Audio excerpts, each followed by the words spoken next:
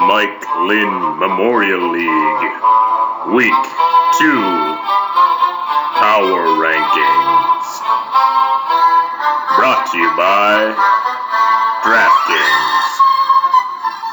DraftKings, where somehow we think it's cool to bring your phone into the steam room and put that in our commercials. DraftKings. Be a pervy fantasy football nerd. So hey guys, welcome to week 2. I said week 2 last week, but really week 2 is over, so I'm correcting my mistake, the first one. This is your power rankings, brought to you by DraftKings. Alright, so we're going to cut right to it. I'm going to try and get through these. Alright, here's your results.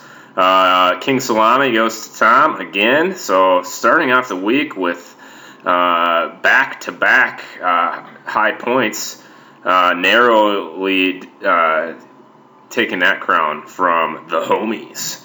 We also saw injured reserve with a big box score. So anyway, Tom defeats Stern Rake 78-40 behind, well, not behind Tannehill. Maybe it was behind Tannehill. I would have assumed it would have been Gronk.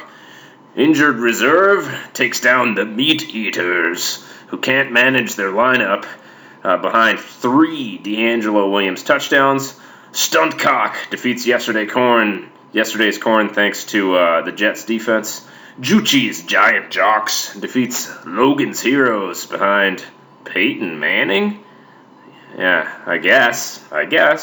Manatwork defeats Team Mangravy behind Antonio Brown's 20 points, and the homies take down Weapons of Matt's Distraction behind Larry Fitzgerald and his 3 touchdowns. League average this week was 58.4 points. Trade alert. We have our first trade, and it's after week 1. I love it. We have Carson and Vernon Davis getting traded to Todd from Jeremy. Jeremy gives up Carson and Vernon and a 16th pick. Todd gives up Joe Flacco, Gio Bernard, and an 8th round pick. Honestly, don't really love this trade for either team, although it could end up being very imbalanced if Gio steals Jeremy Hill's job and becomes the feature back. I think an 8th round pick is a little bit much to give up for Vernon Davis, or moving up 8 rounds or down 8 rounds is too much for Vernon Davis, because he's just I know from personal experience, very difficult to rely upon as your tight end. Although, Todd, this does give you the flexibility to set a lineup that is not run and shoot. So, love that we have a trade early, and good luck to both of you moving forward. All right, your 12th team for the second week in a row is Juchi's Giant Jocks. Despite taking down a win, you're still last in points. Eric Decker got hurt. You've let Stevie Johnson waste on your bench 2 weeks in a row. He's scored multiple touchdowns since the start of the season. And the Forsett CJ Anderson combo is underachieving. So still last place, but, upside, I guess. Number 11, Stern Rake. Moved you down a couple spots. Last week you were number 9. You did lose this week. Apparently Andrew Luck is no good. I think the decision to keep Brandon Cooks and trade away AJ Green is going to look worse and worse by the week. And it's not because Brandon Cooks isn't a good player, but it's because the Saints are a bad team and their quarterback is injured bad. I don't know what's going on with him. But good job on James Jones. That was a nice find because he and Aaron Rodgers have a special connection. Number 10, Meat Eaters. Last week 10th, still 10th, 0-2, despite a 65-point score. Bad luck with the lineup and the Hyde concussion. But monster game from Matt Jones. I mean, you weren't going to play him, but really good draft pick. DeAndre Hopkins I don't think he scored any points. Texans offense is kind of bad, but obviously bad luck there too. Nowhere to go but up. I got a pretty strong feeling that this is the lowest you're going to be ranked in the power rankings, probably for the rest of the season. So despite my needling about setting the lineup, because that's a problem I typically have more than some other folks, I think you'll see a rise the rest of the way. Moving on. Number 9, the homies. Last week, your 11th, moved up a couple spots with the win and a pretty big box score. Fitzy, 3 touchdowns, impressive. Pierre Garçon now is got some upside for the rest of the season, or as long as Deshaun is out. You made the trade to get a tight end, so you've got some lineup flexibility now, and obviously Todd Gurley is going to be back soon, and there's, I think, several of us who think that'll be a big deal. Number 8, weapons of Matt's distraction. I don't know why I can't read. Last week you were 7th, moved you down a spot, 0-2. Did put up some points in the loss this week, so that's why you're as high as you are. I'm afraid that Alfred Morris may have been usurped, so one of your starting running backs might not be a start. I think he's like a stretch flex play the rest of the season. We don't have a flex, so I don't like having to count on him the rest of the way with what Matt Jones did. And Torrey Smith on your bench, but lots of upside there. I think you got him in like the last round or something ridiculous like that, and he on his team is the wide receiver 1. If he's your wide receiver 3 or even 2, I don't think that's that bad. So scored some points, but bad luck, 0-2. Number 7, Team Mangravy. Moved down 2 spots from number 5. You did lose.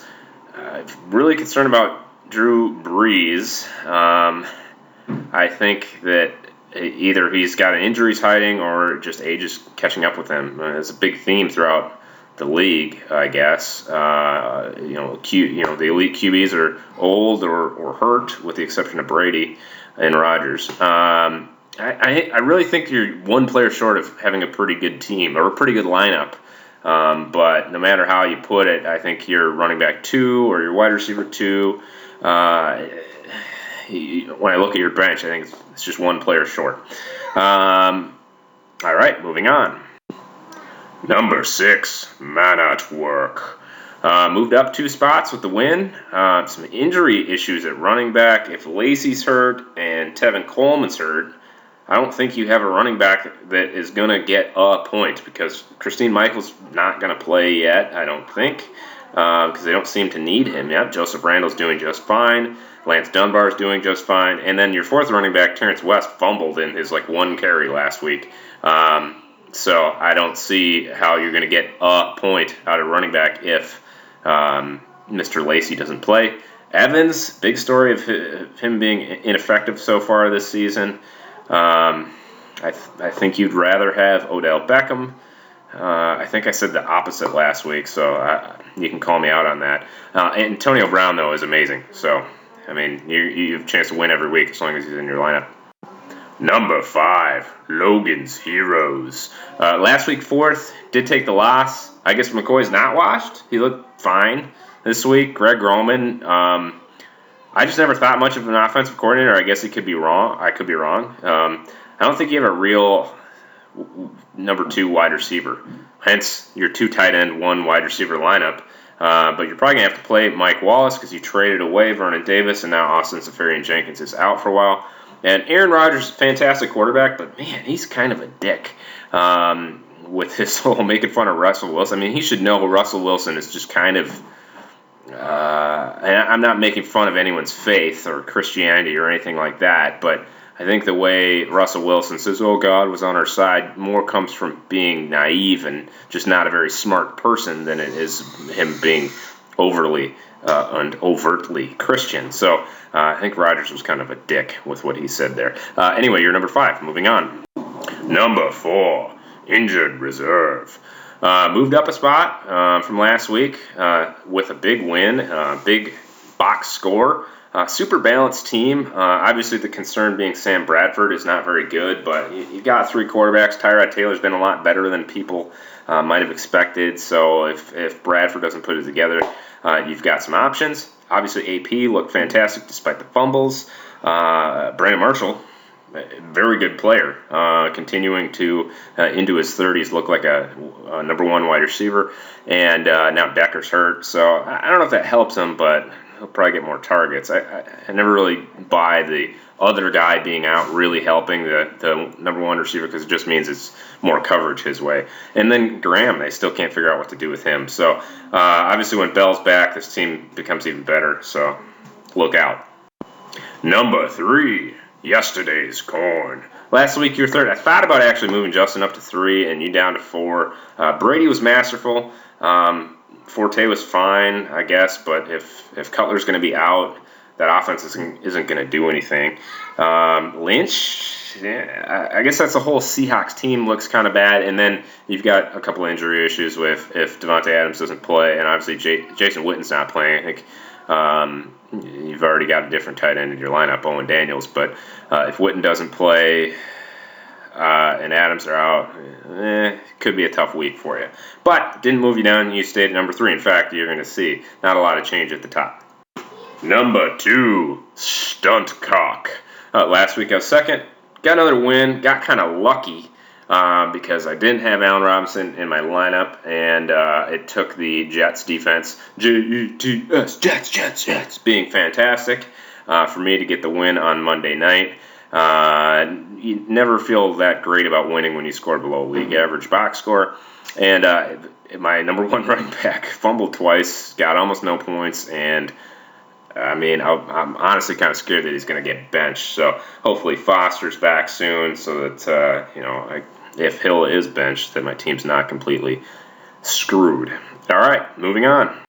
Number 1, Tommy's Terminators.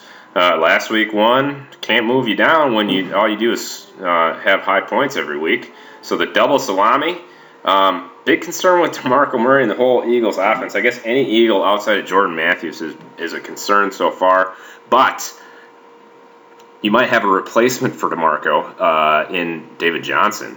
So if DeMarco is a complete bust, well, you drafted a guy who looks like a complete stud in David Johnson, and you have Bruce Arians on the record saying his role is going to increase every week. So not surprised if he ends up being protected next year. And then Amari on the bench, I mean, it didn't matter, but I guess the rest of the way, I don't see any case for playing Roddy White over Amari Cooper again, especially the way Derek Carr threw the ball. I'm actually surprised because he looks like a Nancy boy to me. All right, Tom, you're still number 1. We'll see how long that lasts, but I won't be surprised if it continues to last a little while. We're going to take a look at my predictions for week 3.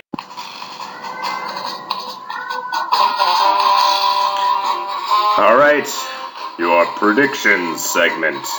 Logan's Heroes takes down Stern Rake, 56-49. Injured Reserve hands Tommy's Terminators their first defeat, 67-65. Mana Twerk holds off Stuntcock, 58-53.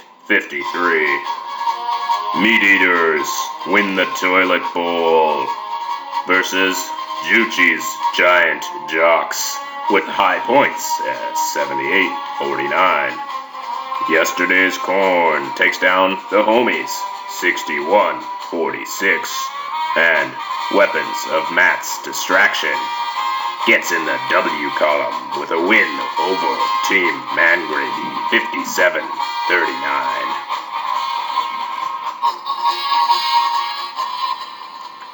All right, gents, that's it. Those are my predictions. That's the power rankings for the week. Perhaps you're pleased with your position. Maybe you think I'm an idiot. Feel free to tell me if either of those is true. Good luck next week. Congratulations to the winners last week, and better luck next week to the losers, unless, of course, you're playing me. All right, have a good week. Go Bikes.